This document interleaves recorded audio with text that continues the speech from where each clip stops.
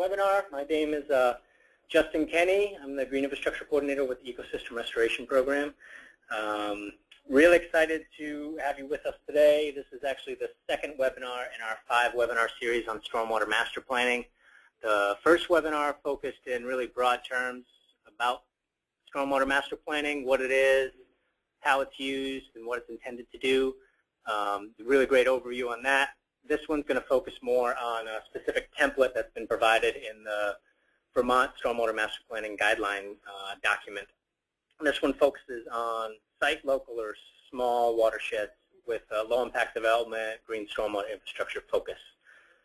And I'm glad to have Andres Terizo back with us again today. Andres is with Watershed Consulting Associates, which is a local firm specializing in stormwater management consulting services, and they're the contractor that we hired to help with this process. A couple notes before I hand it over to Andres. We are recording the webinar, and the last webinar was recorded as well, and I have a link to that for anyone that wants it. We typically post these on our YouTube channel within a day or two after the webinar, and I'll send a link out to that to everybody that registered through email.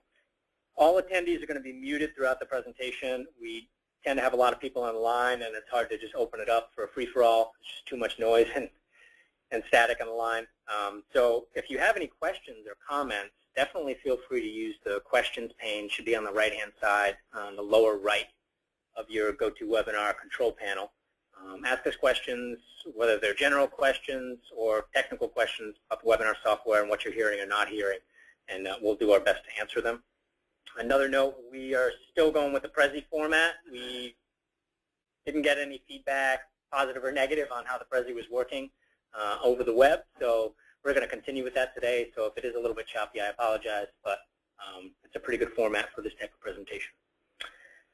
And that's all I have, so I'm going to hand it over to you, Andres. Great. Good afternoon, everybody. Thanks for joining us again.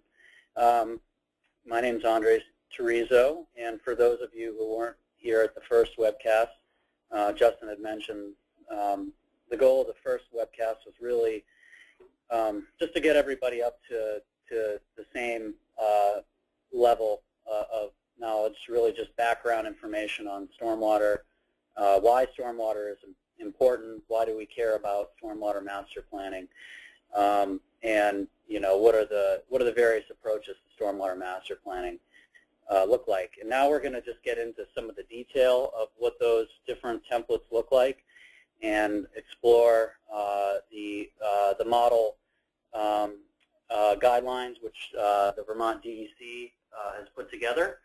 And today we're actually going to talk about template 1C, which is planning for site, local, small watersheds using low-impact development. Just going to first just intro on kind of the funding sources, the framework for what this template looks like, and then get into one of the case studies locally here in Vermont, which has kind of followed this template pattern to give you a flavor of one area where that has used this approach. So if we dive right in, first looking at the approach, this template is really geared towards municipalities with larger impervious areas, and not necessarily a large municipality per se, but just a dense area of development where there's a lot of existing infrastructure, a lot of impervious surface. Most of the stormwater drainage in these areas is typically collected by catch basins and sent underground and conveyed by pipes, either in combined sewers where you have a commingling with wastewater and that flow is sent to a wastewater plant, or in a separate dedicated storm line which conveys the water to either a lake or river, receiving water. So this template can really be utilized effectively, I think, for both areas where there is these separate stormwater and wastewater conveyances, or in areas of combined sewers. And the benefit, obviously, for the separated areas is that we're providing treatment for that water. We're providing volume control for that water before it's reaching a receiving water. And in areas where there's combined sewers, we're basically limiting to the best we can any inflow of runoff into the combined sewer, and really trying to just leave that wastewater line dedicated, that combined line dedicated for wastewater, to try to combat combined sewer overflow issues. So a note on some of the funding here locally for when it's appropriate to how this template, I guess, can be used for funding. For the Vermont Ecosystem Restoration Program, following this type of template is approved for funding under that program. And the only exception to that is in areas that are have been designated as MS4 and covered under the Stormwater MS4 permit. There's not going to be able to have funding because it could be conceived as a permitting requirement. But it is also funded under the municipal grants for the housing and community development grants, and also for the VTRAN Better Back Roads grants. It would not really be applicable to that because that's a program that really deals with back road erosion. So first, just to cover one of the basics of what we're going to be discussing today, what is LID, or low impact development? And I know that the terms really get thrown out there and mixed around, but in the context, I'm referring to the context using LID as kind of the overarching approach to stormwater management, and that could include structural, non-structural measures, planning practices, BMPs, actual structural practices, green stormwater infrastructure practices. So kind of the overarching approach when we talk about LID. And LID is really looking at managing stormwater from the rooftop to the river, meaning looking beyond just an end-of-pipe kind of solution, but really looking up into the upland areas of the watershed, looking at, as I mentioned, structural measures, so bioretention, swales, porous asphalt, those types of practices, non-structural practices, riparian buffers, disconnections, fingerprinting, which we're going to get into looking at some of those practices in a little more detail a little bit later on, and then also a combination of those practices. And that's typically what most of the time the approach is just a combination between site design, good site design, non-structural site design, and structural measures. So this is just basically to recap from our first webcast. What is a structural practice? Bioretention, a constructed wetland, a stormwater pond. A stormwater pond may not really be considered an LID feature, but it is still a structural stormwater practice. But anything that's really out there built, which is designed to filter the water, infiltrate the water, or detain and slowly release the water, a control structure, is considered a structural practice. And then, a non-structural practice is things that are a little bit less obvious, I would say. An urban tree canopy, urban trees. There's been a lot of research lately on urban trees and their importance for mitigating stormwater runoff. Disconnecting impervious, so taking rooftop water out of the combined sewer or out of the separated stormwater sewer and basically running that water across a vegetated area where it could infiltrate back into the ground. And even something like street sweeping, just basically removing the buildup of pollutants off of the impervious surface in between storms is a best management practice. And then, a combination type best management practices, the non-structural and non-structural practices. One example would be an urban tree with a silva-cell built underneath the ground. So we have the tree kind of functioning as I would say, non-structural, but then we have a chamber system underground, which is designed to increase the storage for stormwater underneath the surface. Also looking at things like water quality requirements within zoning codes. The zoning code is a non-structural measure, but it's requiring structural practices, I think, to be implemented on site. So I'd consider that kind of a hybrid.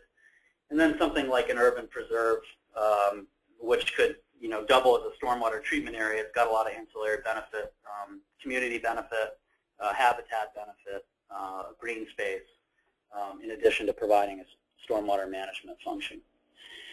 So I think the key for low-impact development is that it manages runoff close to the source, and that's a different approach than an end-to-pipe approach.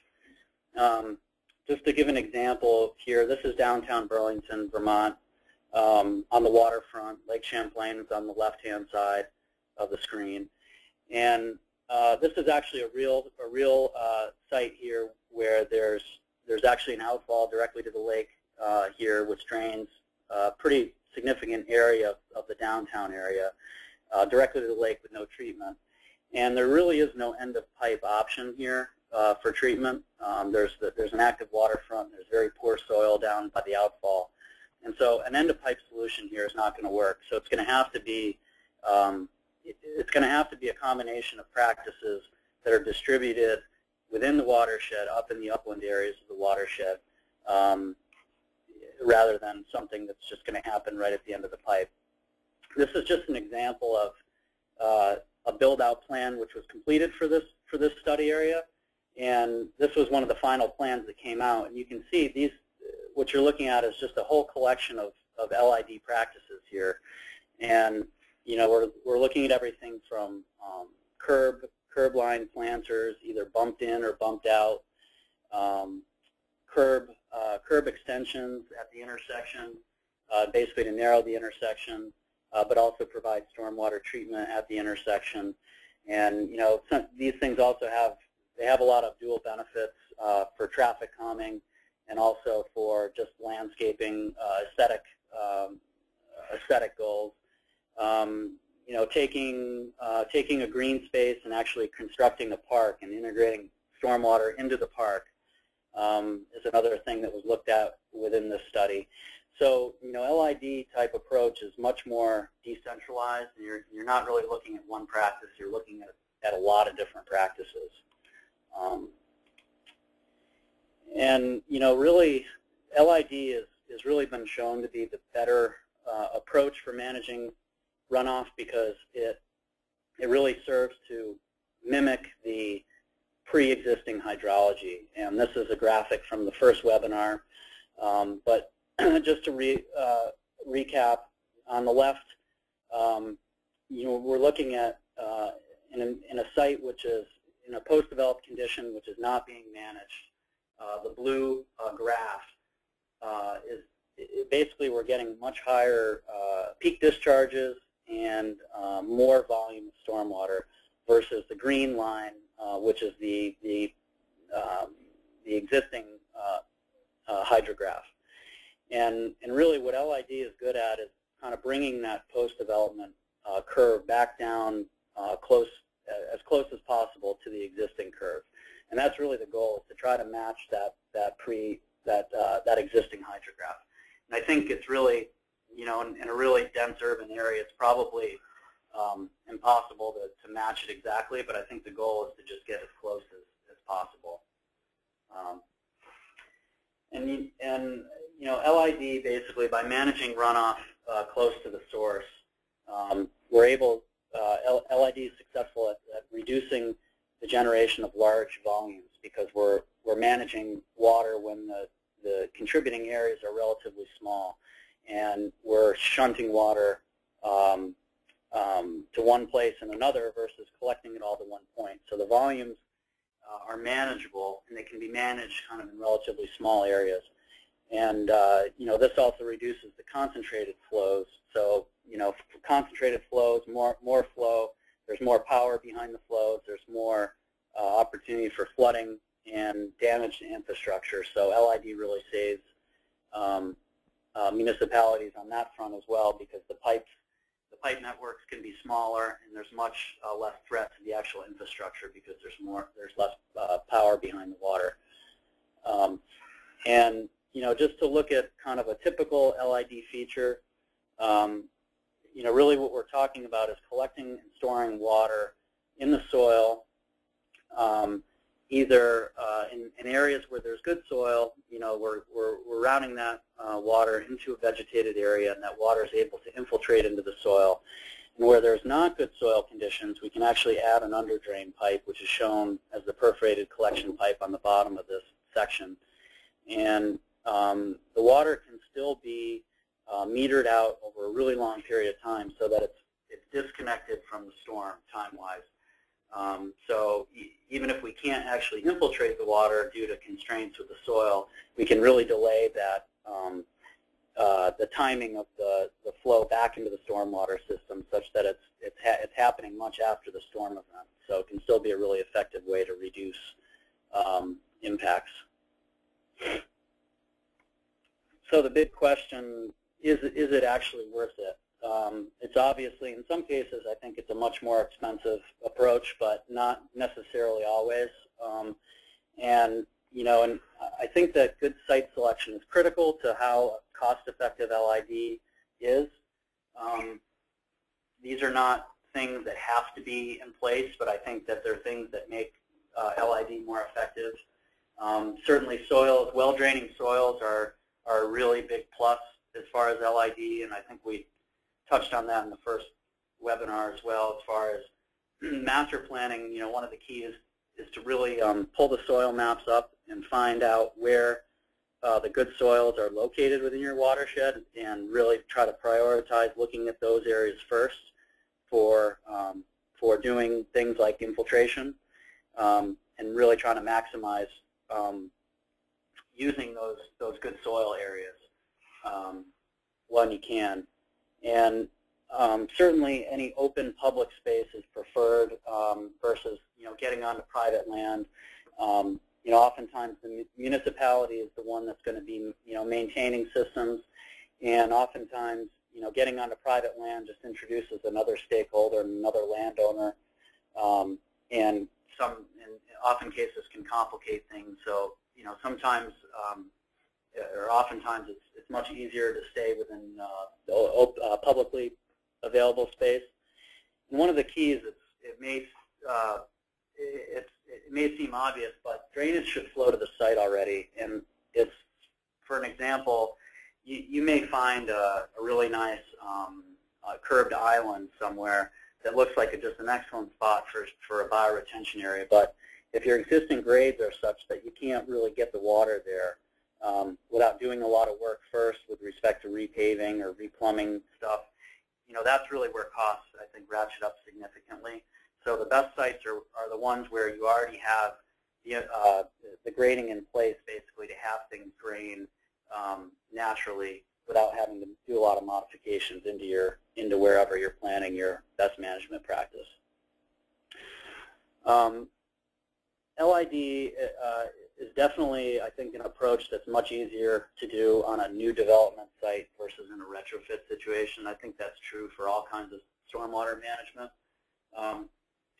It's much easier, obviously, to preserve, I think, natural features like tree canopies, kind of when you have an undeveloped situation. Your open space is already there for structural practices, and I think it's easier to design to basically direct runoff water to vegetated areas to disconnect the areas. And this is versus a situation where mistakes have been made, or you're in a very tight location with a lot of constraints, and having to go back and try to retrofit that area ends up being a lot more intensive and a lot more costly. So I think the moral is do it. It's easier to do it right, at the first stage rather than coming back. And just a note on CSO areas, so combined sewer overflow areas. These practices can be really important for mitigating CSOs. Tree canopy increasing the tree canopy can be really important for mitigating runoff preventing runoff from reaching impervious surfaces. Any types of infiltration practices, especially, again, in areas where there's good soil in your watershed. Infiltration basically is the gold standard. You know, basically infiltrating is getting rid of the volume and also getting rid of mitigating the pollutants as well. So, you know, infiltration is really key, I think, and, you know, it not only gets rid of the stormwater, but it also ends up adding base flow to the streams, which is a beneficial thing to sustain the stream during low flow periods. And things like rainwater harvesting and reuse are definitely, you know, useful tools as well, and I think being used more and more. We've just been experimenting. There are some things out there now with respect to the rainwater harvesting, some really interesting tools that people can use. There's a spreadsheet calculator from Virginia, which was made to basically optimize your cistern, and the user puts in inputs, not only just calculates, you know, your roof area, that type of thing, but also your irrigation needs on a weekly and monthly basis. And you basically, the spreadsheet tool optimizes the size tank that you should use to basically still be effective for stormwater management, but not be overkill in terms of cost. So it really gives you the right size that you want to that you would want to get to be, you know, effective but not too expensive. So that's an interesting tool if anybody is interested in looking at that. So I just want to get into the case study now that we're going to talk about for this 1C template. And the area that we're looking at is Bartlett Brook, and that's an area that's mostly in South Burlington, Vermont, just south of Burlington, Vermont. And it's an area that's it's a small watershed. It's 756 acres. 144 acres of that are currently impervious, so it's about 19% impervious. It's a watershed that's experienced tremendous growth within the past 30 years. This is a kind of a before and after picture, before and presently. So there's been a lot of growth within the watershed. And in 1960, the population was about 7,000, primarily agricultural area. 2010, the population was 17,900. And it's really shifted to more of a residential and commercial land uses primarily. So over 250% growth within that time frame. So, you know, with that growth has come water quality problems. And the water quality problems have really stemmed from just the creation of the impervious surface, but also the modification of the hydrology, so channelizing the water into ditches and catch basins and pipes and routing the water to the streams in an area which is already, the soils in the area are erodible, and basically the introduction of higher flows have caused in-stream erosion and other water quality problems in the stream. So in response to that, actually, the city of South Burlington was pretty proactive. Actually, in the mid-'80s, originally there was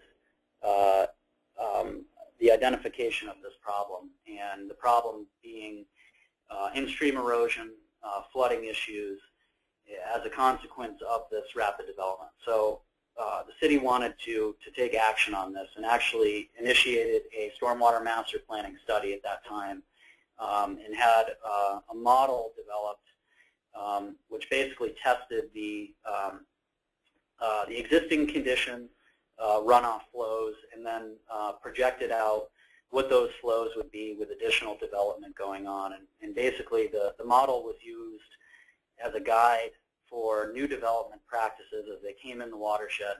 The model would need to be updated, and stormwater controls would be put in place to basically, as the model suggested, basically to mitigate the flows in the stream. And so that was in '85, and there were a couple updates to that model over the years. One of the more significant updates was in 2009. This overlay district, which was called the Bartlett Brook Overlay District, was revised to include low-impact development practices.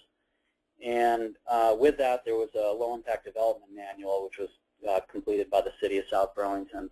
And now the city's in the process of actually taking this this overlay district citywide. So it's going to go beyond the Bartlett Brook watershed. I believe that's in process right now. So the overlay provisions, you know, the goals really were first to maintain pre-development hydrology as much as possible.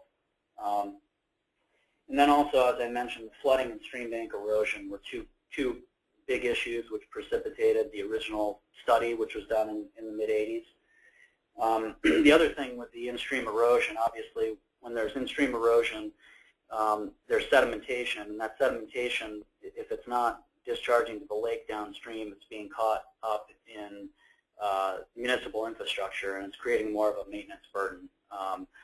And in addition to that, it's also creating a problem where there's damage. If there's a culvert that's been blocked with sediment and a storm comes, then you know, the sedimentation can certainly also lead to damage. So these were some of the things that the overlay was trying to address. And I'd mentioned the LID manual that the City of South Burlington had in place for this. And some of the specific practices within that manual, number one, cluster development. So conservation design, really just minimizing your development footprint, keeping your roads as narrow as possible, minimizing setbacks, just preserving open space or naturalized areas as much as possible, and keeping the development footprint small. Things like filtration, so bioretention areas again, and then things like just riparian buffer, because keeping buffers in place on the stream, and things like a vegetative filter strip, so basically making a vegetative area that's conducive to managing runoff from an impervious surface by sheet flow, basically having that filter strip there to slow down the water, infiltrate the water, and settle out some of the particulate pollutants that are in the water. And then also infiltration practices, everything from trenches, infiltration trenches, to larger infiltration basins, porous pavement systems, concrete, asphalt systems, and then rain gardens, smaller scale bioretention area. Rain garden typically, you know, we would associate with a smaller site, residential site. The manual also includes just landscaping ideas, basically ways to landscape without doing a conventional lawn. These land surfaces, which would require less maintenance, less fertilizing, less water. So there's alternatives in that manual just to the conventional turf lawn. And then also options for conveying the water other than just a storm sewer pipe. So things like surface roughening, so either by a grass swale or even something, you know, a little more hardy, a little more naturalized even than a grass swale, but just using natural vegetation to create a rougher surface for the water, to slow the water down, to infiltrate the water. Creating guidance for creating longer flow paths, so basically bringing the water from one point to another by means of a longer flow path to really get more treatment out of that, that conveyance. And then doing things like a contour swale on the bottom here where we have terraces and check dams, so just interrupting a slope with benches that would be constructed across the contour to shorten the time of concentration of the water flow down the slope, to intercept that some of the water, infiltrate some of that water, and create an opportunity for more infiltration. And then also storage options. I mentioned cisterns before. Rain barrels would be just a smaller scale option for, say, a residence. Underground storage, same kind of an idea, but you know, a tank which would be underground versus up on the surface. You know, and then green roofs, which are out there presently, but not, I wouldn't say widespread by any means, but they are effective, and they have other benefits other than just managing stormwater by means of thermal benefit and aesthetics, that type of thing. So they're an interesting practice. And you know, in this overlay, the original storm of concern, which was developed using this original model, which was built in the mid-'80s, was looking at the 2.2-inch rainfall in 24 hours, and it was determined at that point that that was the storm that was causing the in-stream erosion in Bartlett Brook. The reason being that it was a large enough storm that it had a lot of erosive power, but it was a frequent storm as well. You know, happening once a year, every couple years. So it was frequent enough, and it was erosive enough. It was powerful enough to be kind of the main thing that was determined should be controlled in the watershed. So within this, within the framework, the South Burlington framework, all new development of greater than ½ an acre of impervious surface must basically base their pre and post modeling on this storm event. So essentially, the 2.2-inch storm event would need to be controlled from the site to the pre-existing condition. So there should be no kind of increase over the existing condition for this storm event. In addition to that, the framework states that the water quality volume, which is the 0.9-inch storm here in Vermont, must be retained on site, and that's retained meaning retained and infiltrated on site. And there are some provisions for, you know, in areas where you don't have good soil, there you can use something like an extended filtration. But I think the goal is really that to maximize, to the extent possible, the amount of runoff that can be retained and actually infiltrated on site.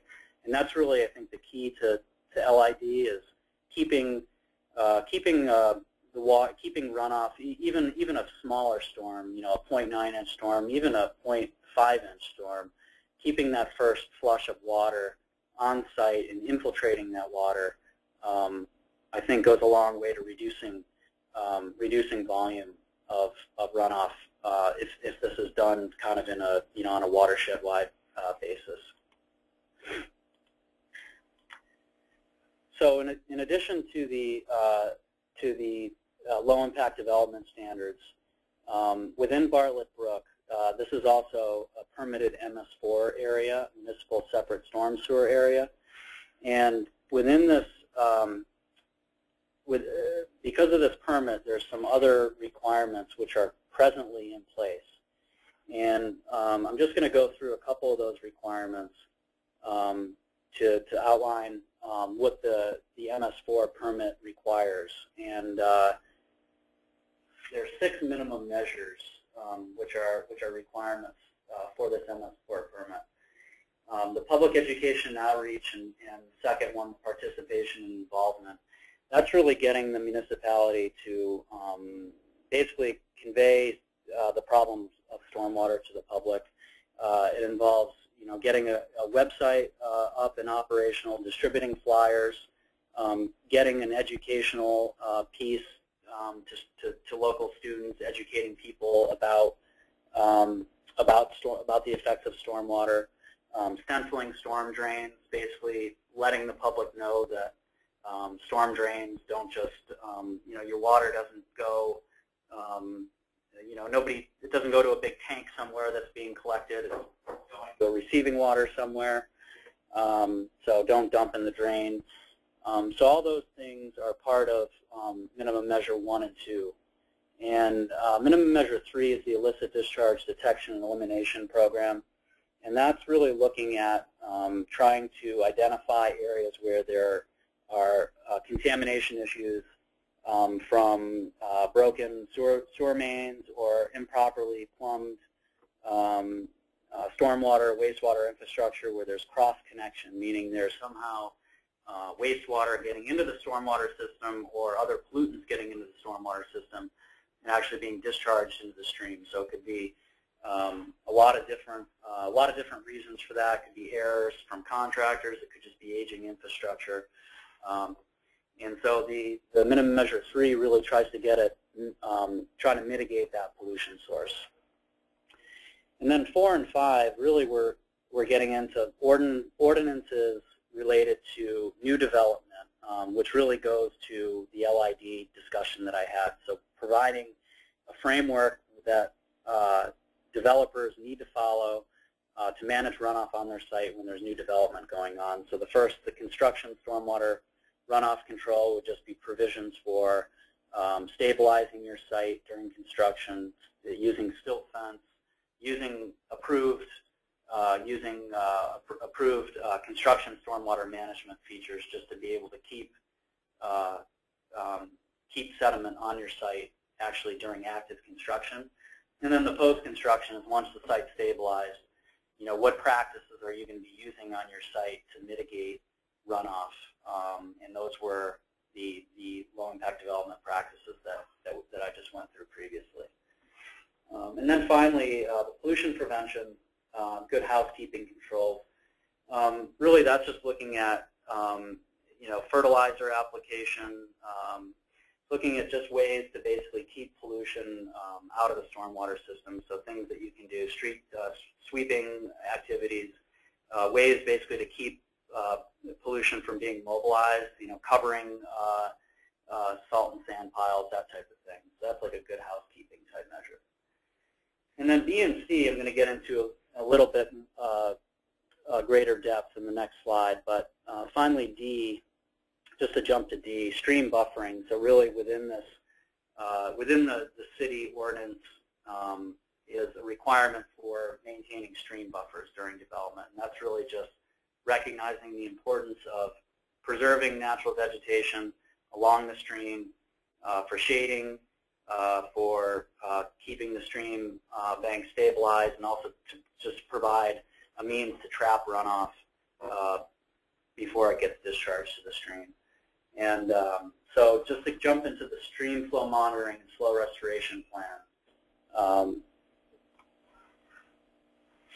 these are just some slides of the 6 minimum measures here that we just went through. So within Bartlett Brook, and as part of the new MS4, there's a requirement for a flow restoration plan and flow monitoring. And really, this is recognizing that, a lot of what's been done has not been completely adequate, and there's problems within the stream now. And the stream is stormwater impaired now, and because of that, it's subject to a flow restoration plan under a flow-based TMDL. And the purpose of the flow restoration plan is really to go back and restore hydrology of the stream, recognizing that the stream is currently out of balance with respect to hydrology. So the goal of the flow restoration plan is really to go back and implement stormwater retrofits within the watershed to restore the stream flow by bringing down the storm flows and increasing the base flow in the stream. And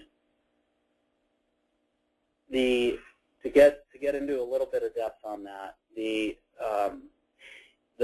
original the TMDL basically was developed using a separate modeling study, which looked at Bartlett Brook and also looked at a similar watershed, which was meeting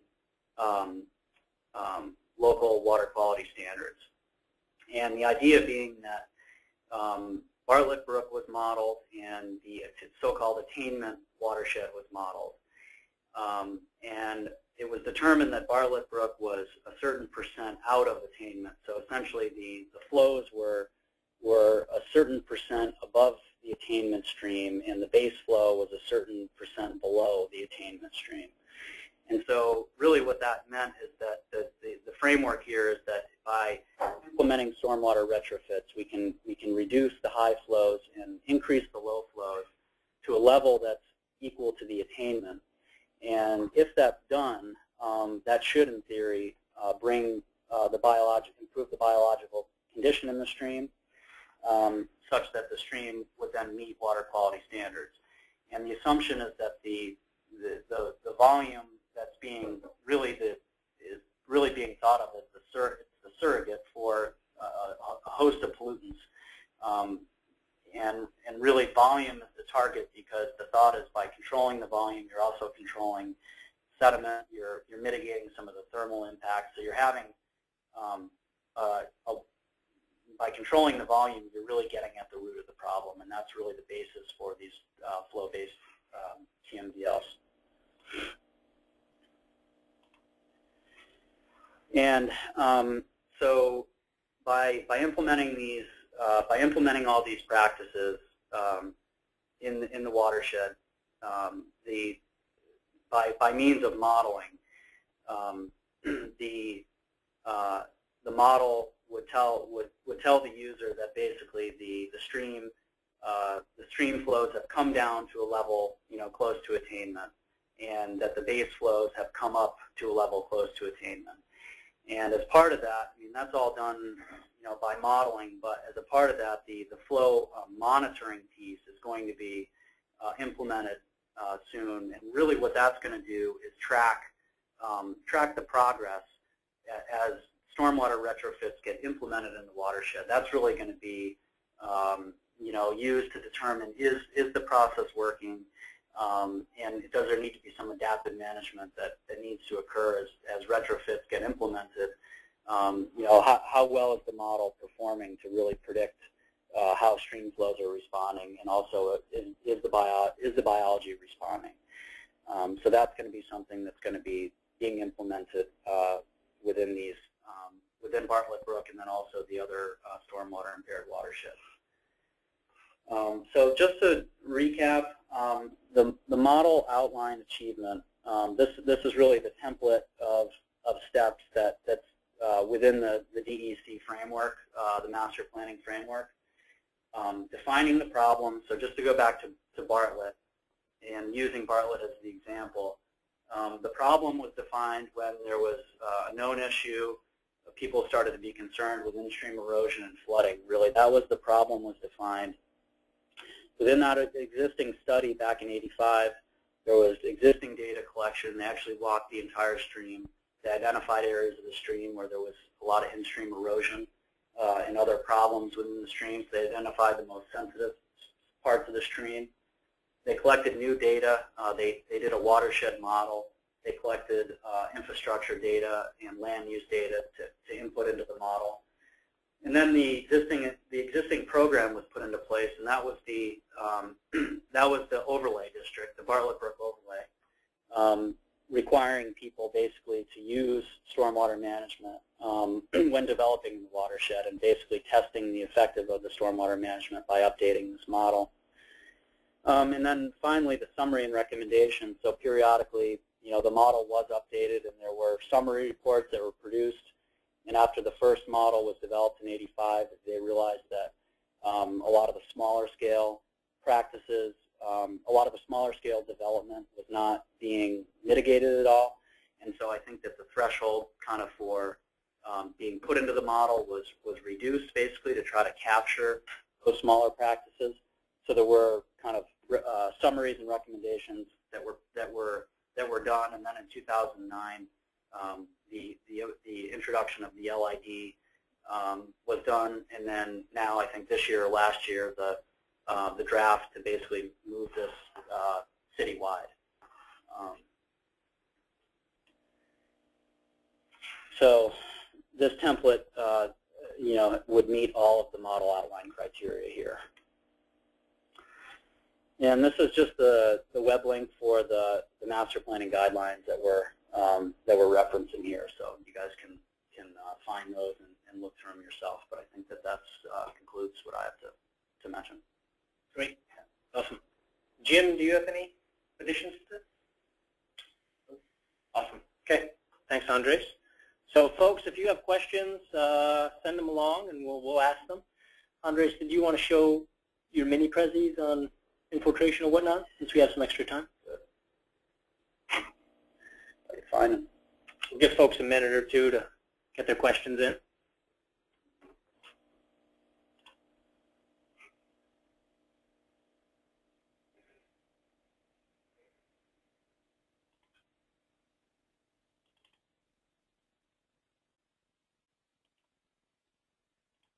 While we're waiting, I'll just mention again, so we did record the webinar. We're going to put that out on the YouTube channel.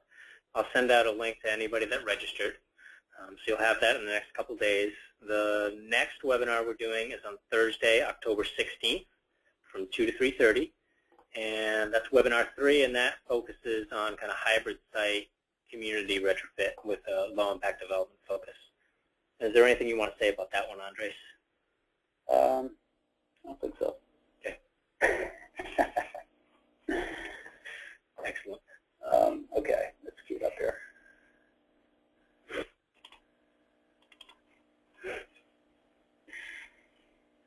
All right, so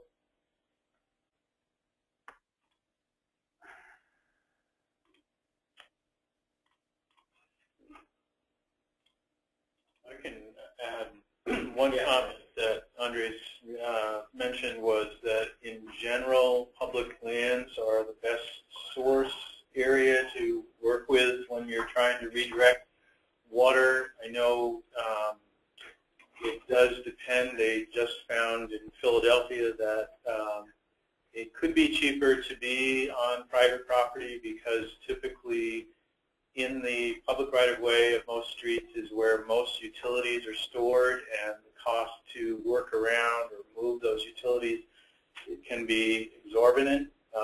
In Vermont, we don't have as densely a settled area as Philadelphia. I think there is a preference because of the land costs to try and work within the public right-of-ways as much as possible, but there may be situations, as I demonstrated in Philadelphia, where it might actually be cheaper to make payments to private landowners for access to their property, which isn't confounded with utilities and other right-of-way traffic and other potential problems that larger urban areas have.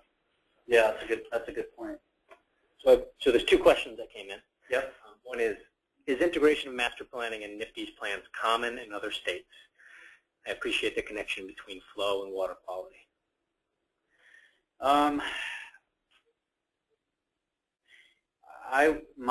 In my experiences, it's becoming more common, certainly with just the interest in LID type approach.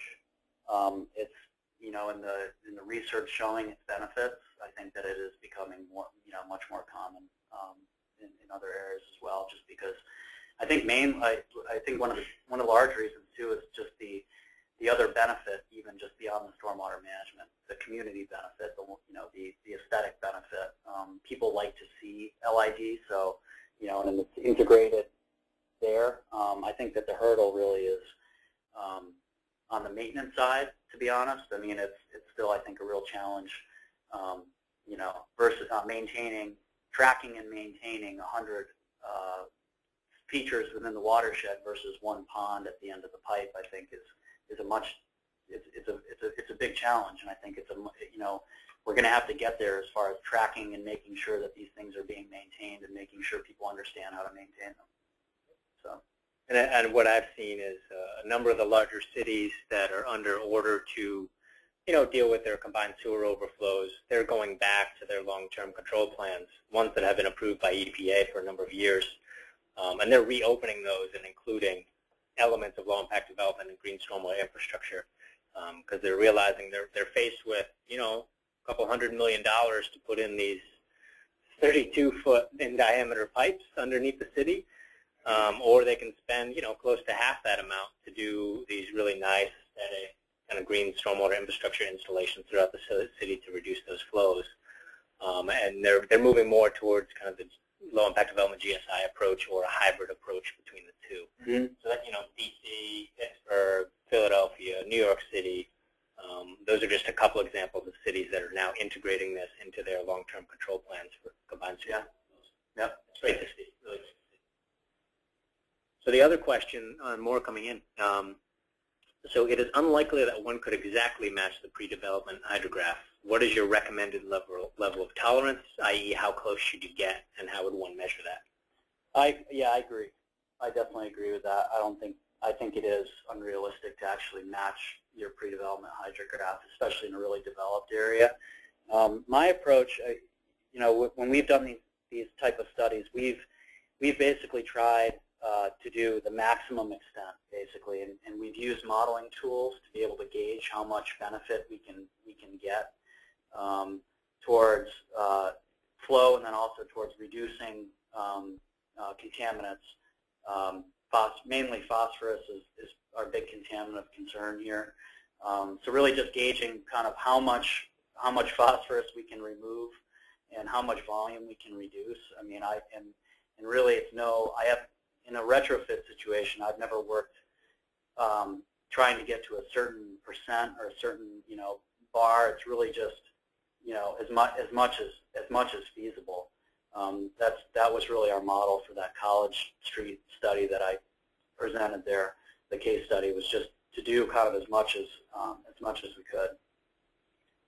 And more questions coming in. So Adam asks, what are the best LID GSI options for a site or region with poor draining soils? And imagine he's talking about Vermont.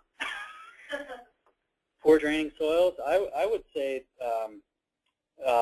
bioretention is a favorite. It's an attractive feature, and it really still can function really well, even in areas where there's poor soils.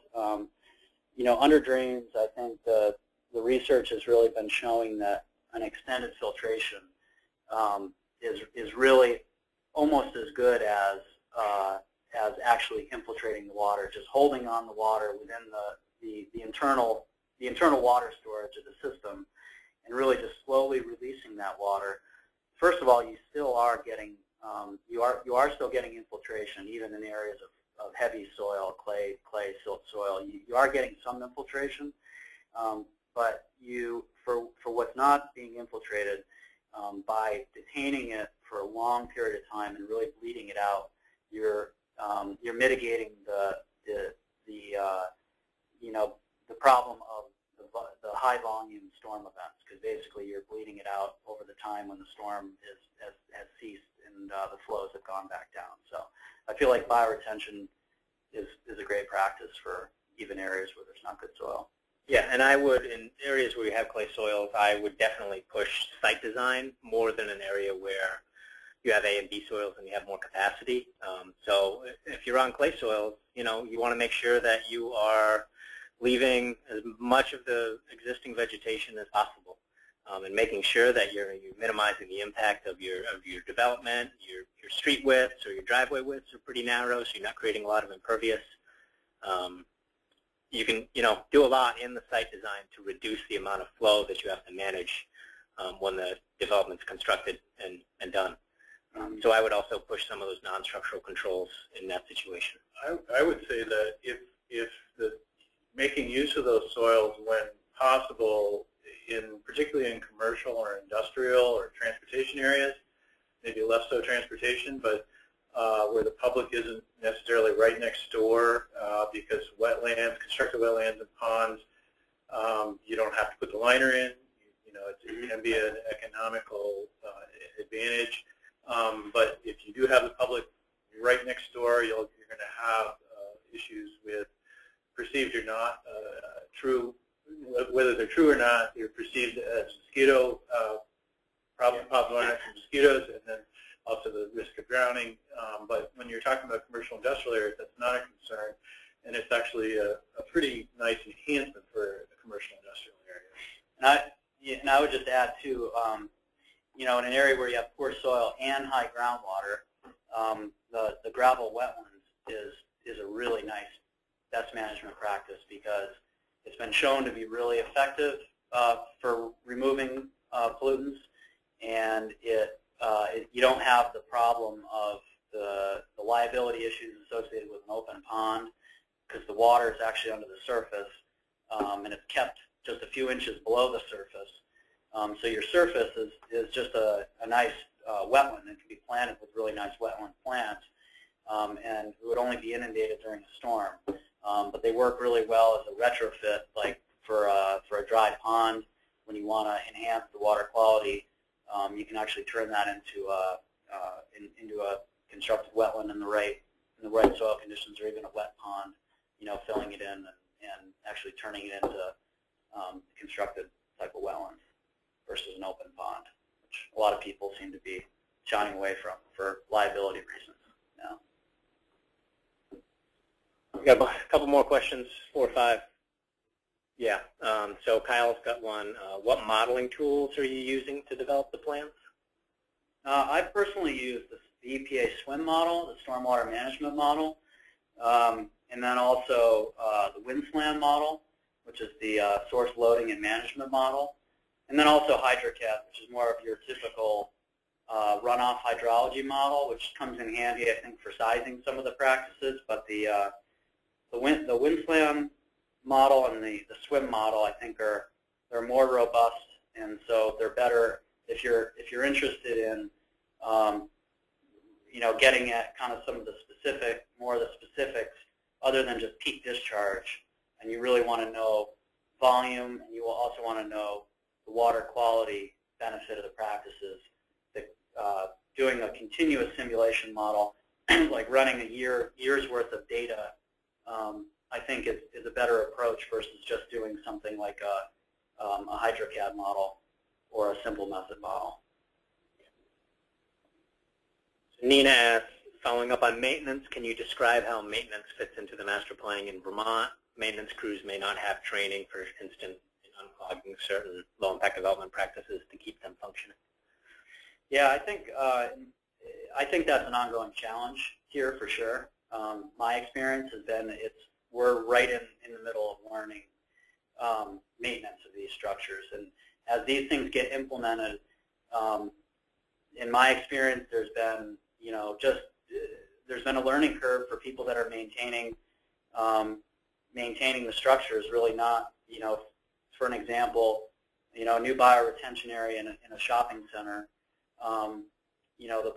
The snow is basically piled up to every one of the inlets along the bioretention area, so that the water couldn't get in to the bioretention area. And previously to the bioretention area being there was just a catch basin that drained the entire parking lot.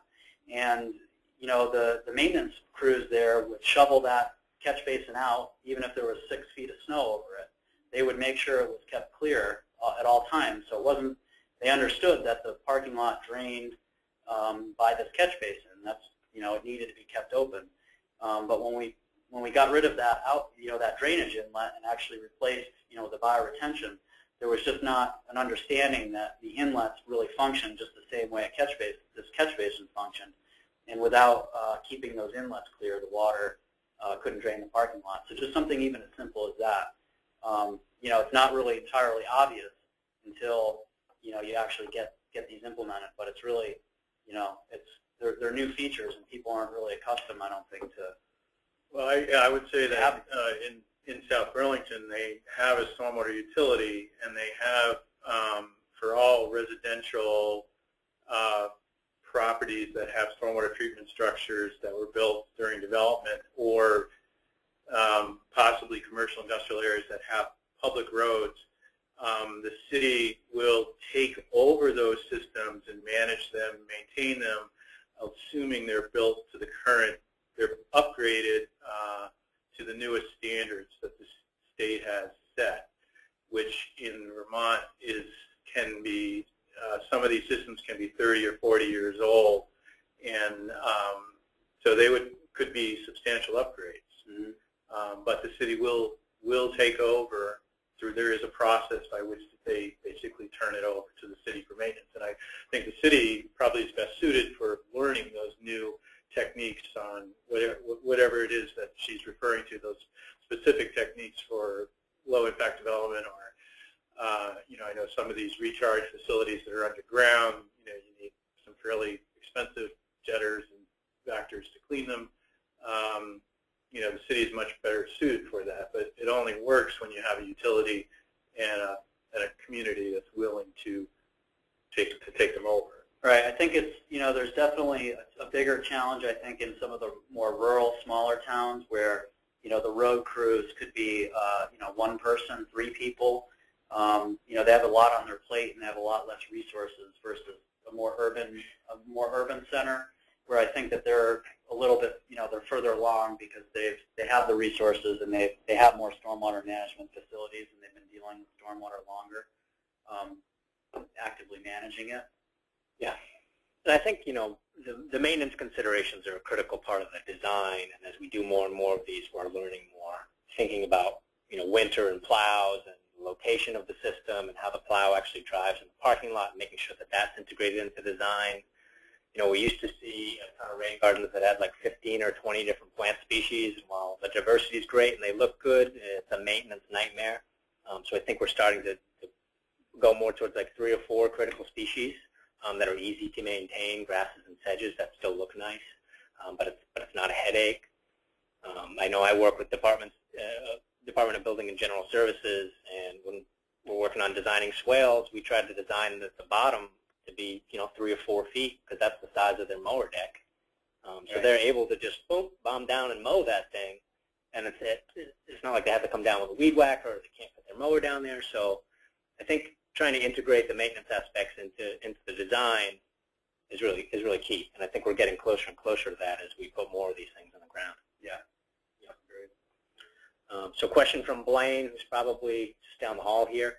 How important are runoff events resulting from midwinter and early spring thaws to stormwater impairments, and how effective are low-impact development green stormwater infrastructure practices given frozen soils and dormant vegetation? Just speaking from my experience, I would say they are still effective, probably less so effective than in a summertime condition when there's vegetation. But I think that you are still getting definitely some management, as long as the water can actually get into the facility. And I'm not thinking of any specific study, but just from anecdotally, a midwinter event, rain on snow, can be huge as far as the damage to. There are some maintenance, or not the maintenance, but stormwater best management practices modifications in the Vermont State Manual, the second manual, manual number 2, and there's been a lot of research in Minnesota over, not recently, but in the last 20 years. Can't think of the person's name, but they did look at, there are various things you can do to extend or promote the life of a BMP in the winter, particularly when it comes to snow storage. Oversizing for those spring events is one technique that can be done in northern states.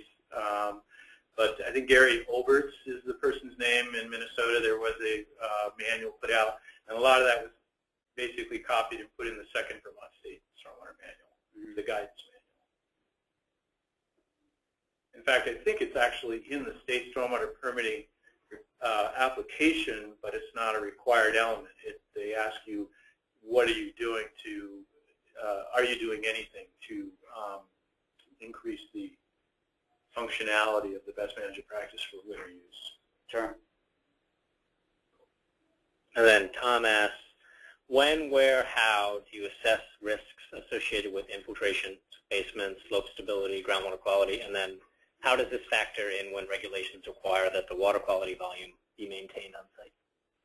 Yeah, well, that's a really good question, and I know it's a really big concern from the public with any kind of low-impact development structures, infiltrating water rather than taking it off-site.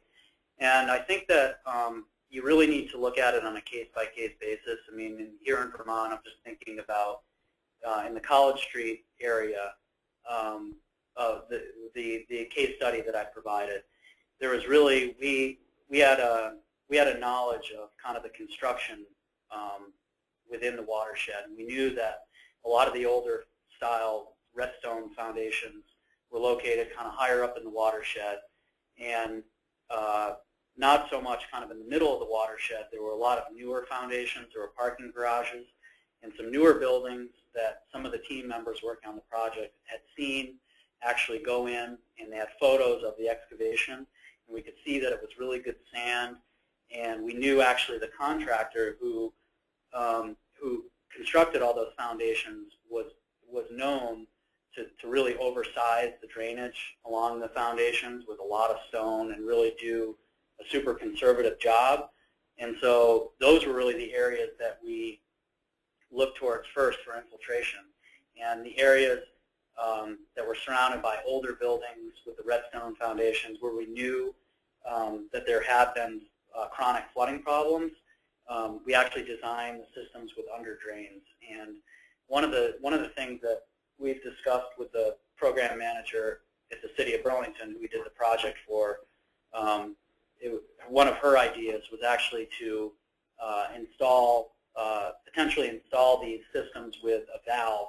So you install the under drain, and you have a valve that you could basically turn the under drain off maybe to start, and if there was ever problems that cropped up due to basement flooding, you could essentially open up that under drain. So instead of having to rip out the whole system, you could basically turn on that under drain, which would collect that water after it's been filtered. So I think that's kind of a neat idea to think about in areas where you're concerned. Great. Yeah. That was the last one? Okay. Do you want to go into that? Or? Okay. We'll save it for another time. All right. So that was the last question. If you have any more questions, feel free to email me, or if you have any feedback, it's justin.kenny@state.vt.us. Thank you, everyone, for coming. Thanks, Andres, again, and Jim for being here. And we'll see you all in a couple weeks. Thanks.